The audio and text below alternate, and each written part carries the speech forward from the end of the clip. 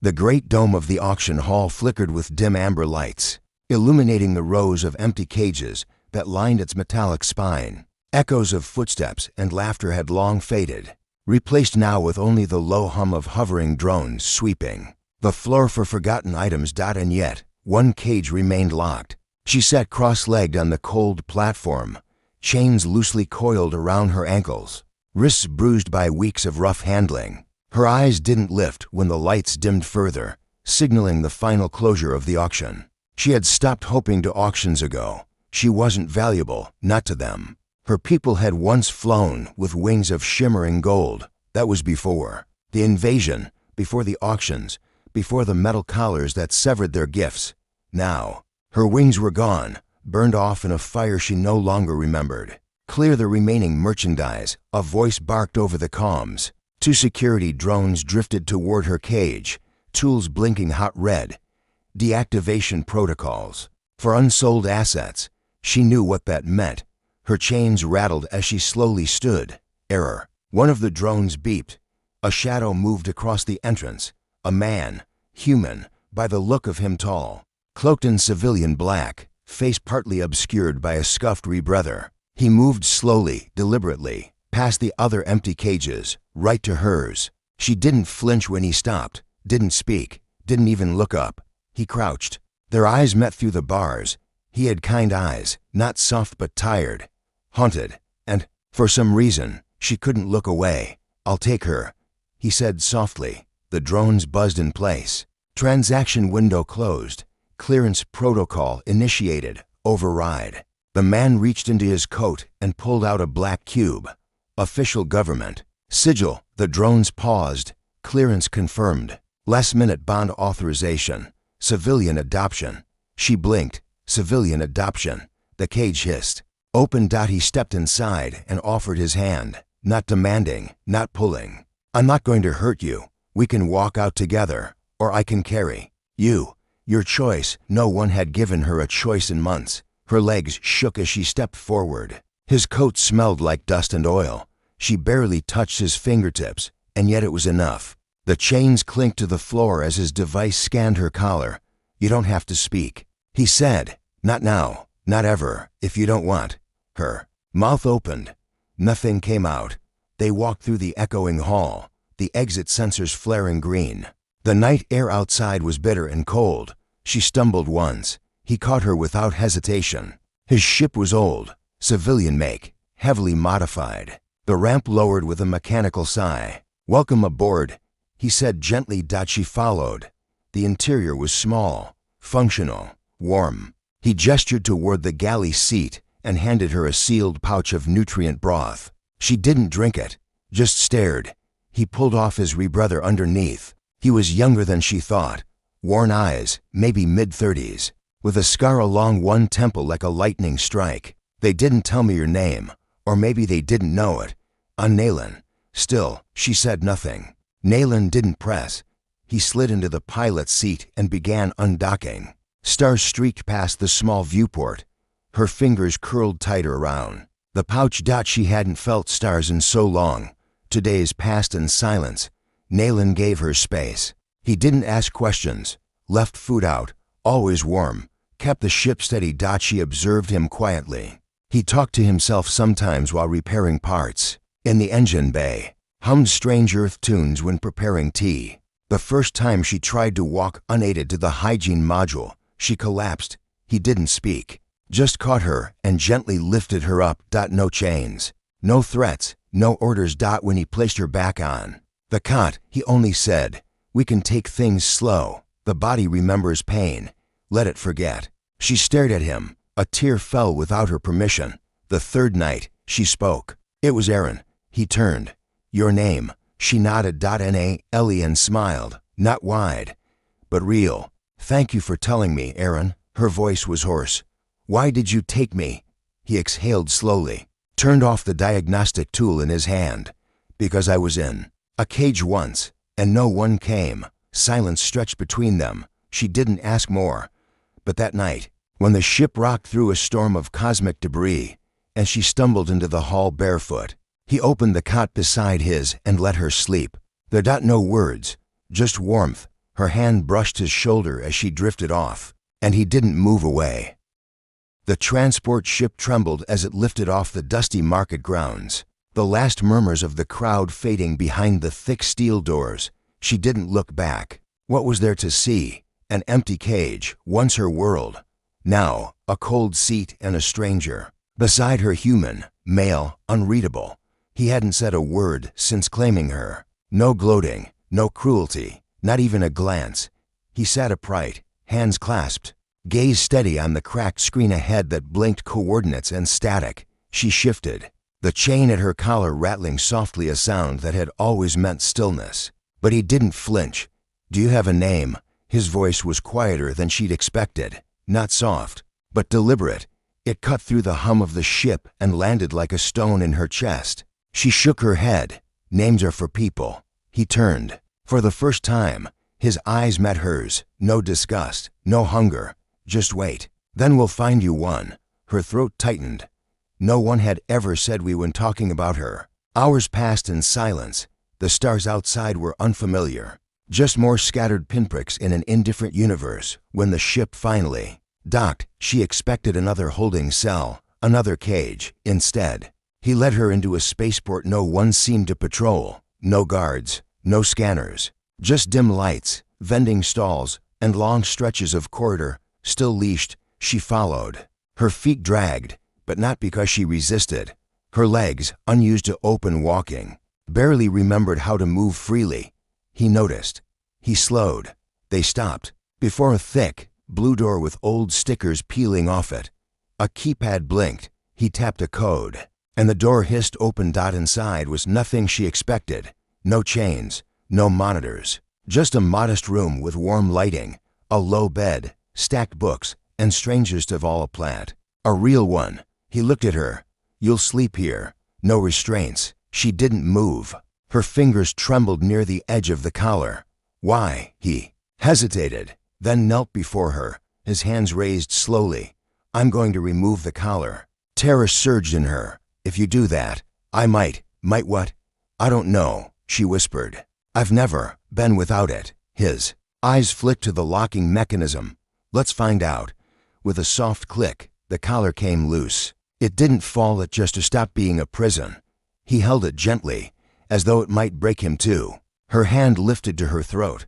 It felt naked. Raw. Her breath came faster. "I'm not a buyer," he said. "I'm a rescuer, the kind that no one believes in anymore." She backed away. "You're lying." "Maybe." He stepped aside. "But the door's unlocked. You're free to go." She didn't run.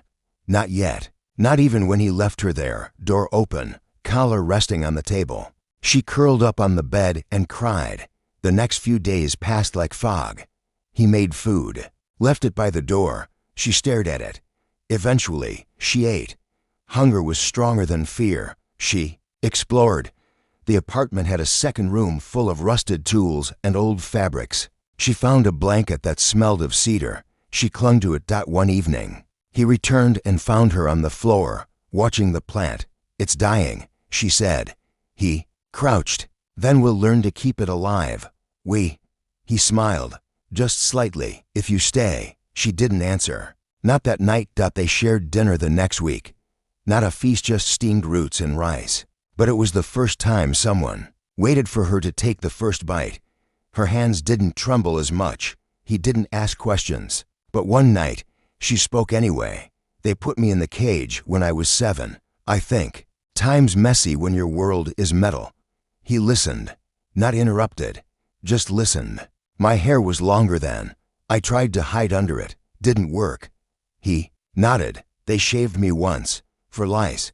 Thought it was a kindness." She looked at him, really looked. "You were in a cage, different shape, same locks." The day she touched the plant, it bloomed. Just a little, a shy, pale yellow petal unfurling in the dust. He noticed. "You have a name yet?" She shook her head. But for the first time, she wanted one. "Do you have one for me?" she asked. He hesitated. "Only if you want it." "I do." "Then, maybe Mira means look, because you always see what others miss." She rolled it on her tongue. "Mira." And then she smiled. Later that night, she dreamed of sunlight, not cages, not chains. Just warmth and laughter. When she woke, he was there, fixing a panel by the wall. She crawled to the edge of the bed. "Where are we going?" He looked up. "Anywhere you want, Mira." And for once, the future didn't feel like another prison. It felt like possibility. He kept returning to that moment, not the auction floor, but the moment her eyes had met his and she hadn't flinched. The moment her chains had rattled but she hadn't begged. She had simply stared back at him like she'd already accepted her fate, and somehow, it made him more determined than ever to change it. The station orbiting the red dwarf was lawless, a place where secrets passed faster than credits. But even here, the whisper of a human buying a shackled alien female had raised eyebrows. He hadn't known what she was, only that she looked aware. Too aware for someone treated like property. They said her kind didn't bond, said they devoured. Mates after a single night, said they'd burned their own language rather than share it. He didn't believe a word of it. She hadn't spoken. Not once since he'd carried her off the platform and into the tiny, rented quarters at the edge of station. Gravity. But she watched everything. She hadn't eaten for the first day, then took exactly half of what he offered the second. She kept her back to the wall when she slept, eyes open long after he'd shut his. He never locked the door. The third day, she touched the faucet handle and jerked her hand back like it bit her. But when he showed her how to twist it, water running over his fingers, her lips parted. The sound she made wasn't fear, it was awe. He spoke to her gently, though she never replied. He used his hands to show her where food was stored, how to open the light panels, how to toggle the climate controls. Her eyes followed everything. That night, she finally sat across from him instead of in the corner. She didn't have a name. Or maybe she did, but had forgotten it in captivity. He started calling her Ember when speaking softly to himself, because her skin shimmered like cooled coals in the right light. She didn't seem to mind, didn't respond, but didn't turn away from it either. Her hair had once been woven into intricate knots, now matted and frayed. The remnants of metal clasps clung to it, broken by handlers who'd given up trying to tame it.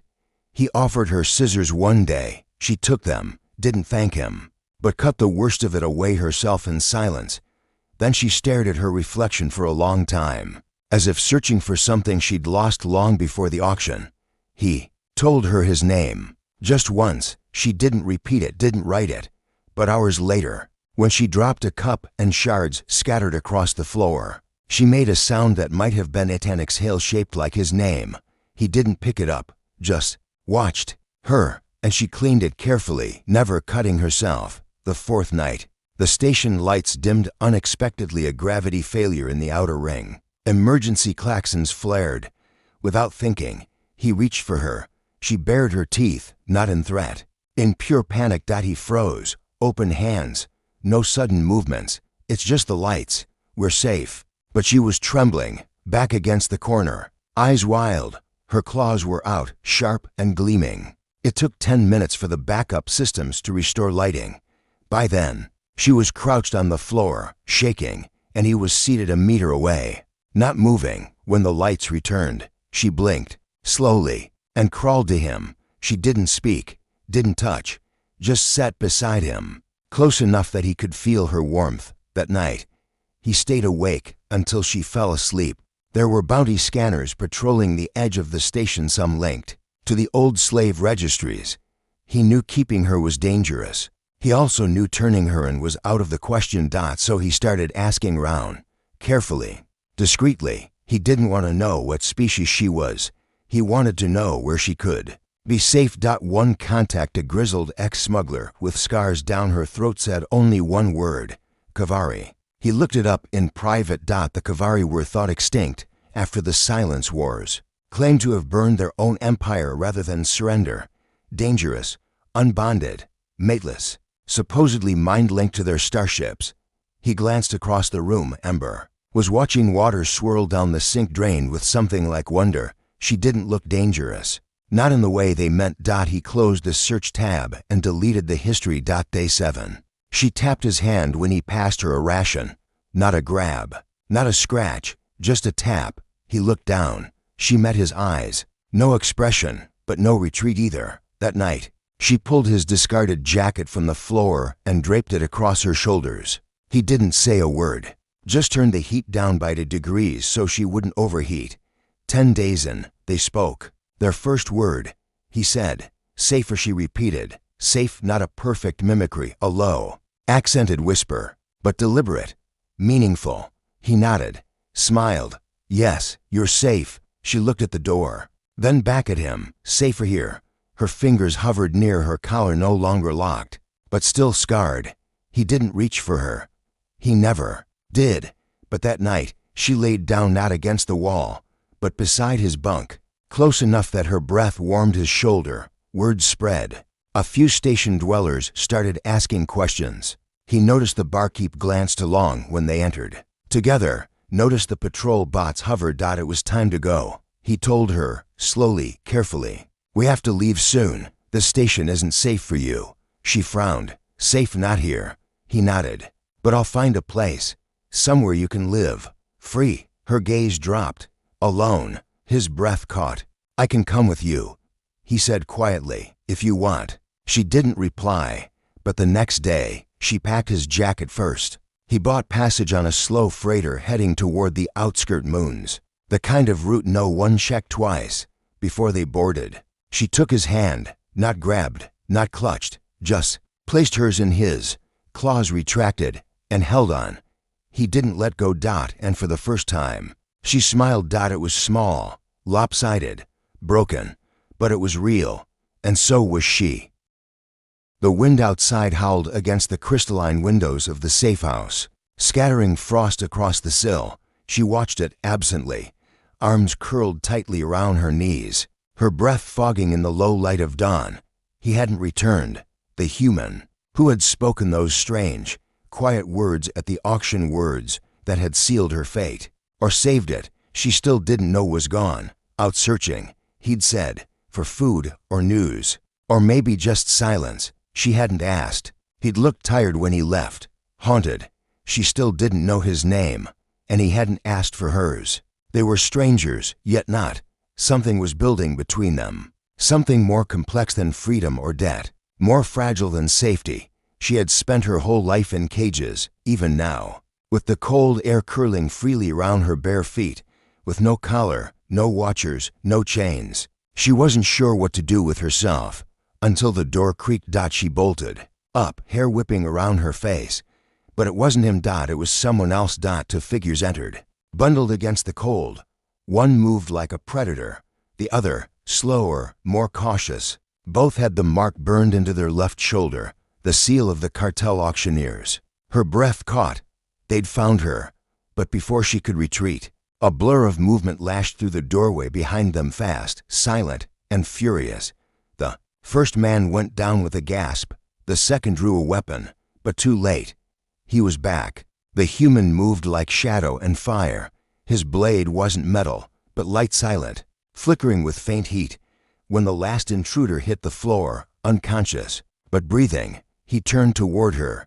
You're not a possession, he said simply. They don't get to take you back. She stared at him. Why? She whispered. Why go so far? He walked past the bodies and knelt before her, his eyes searching hers. Because you waited, he said. You endured when everyone else gave up. That means something. Her chest ached, and somewhere deep inside, warmth returned. A flicker of belief, not just in him, but in herself. That night, they didn't speak much. The fire he lit cracked softly between them. He cooked something that smelled strange but warm. She ate without question. Her instincts still screamed that the peace was temporary, that soon she'd be dragged back. But she was starting to wonder if she could make peace permanent if she just stayed near him. He offered her a name. I used to be called Soulless, he said. She nodded slowly. Mine was Nye. A pause. Do you want it back? He asked. She looked at the fire, at her hands, at the empty collar she'd crushed beneath her boot yesterday. No, she whispered. I think I want something new. He smiled small. Tired, but real. We'll find it together. The next few days passed in cautious silence. Soulless taught her to handle tools, to repair broken panels in the walls, to sharpen instinct rather than fear. She watched him fix everything around them, but she didn't know how to fix herself. Until the map arrived. He brought it in, unrolled it on the table, and tapped a small blinking light. They're setting up another auction. A bigger one. They'll be moving captives from the outer reach soon. We could intercept, free them. She stared at the map. Her stomach knotted. Why tell me? Because you're not a victim anymore. I'm not a hero either. No, he said softly. But you could be, if you want. She didn't sleep that night. The fire crackled as always. He didn't push, but when the dawn came, she stepped beside him, laced up the boots he'd found for her, and said only, "When do we leave?" The drop zone was chaos, smoke, fire, sirens and alien tongues. The auction hadn't started yet, but the prisoners were already in chains. She could see them. Dozens of cages, each one echoing the silence of her own past. Solas moved ahead, cutting through shadows, disabling guards. He was efficient, careful. But it was her voice that cracked the stillness. "Help is coming," she shouted, raising her stolen weapon. "You're not forgotten." The guards turned. The fight began. She had never held a gun before, never chosen to fight, but she did now, for herself, and for every girl who'd waited in silence. Hours later, bruised, bleeding, but alive, she stood among the freed. Solas beside her, smoke in the air, and light breaking through the clouds. A young child barely more than 6 grabbed her hand. "Are you the one who saved us?" She looked down, thought of cages, of names, of silence, of whispers in dark. "Markets, no," she said. "I'm the one who was saved first, and then, softer, but now I save others too."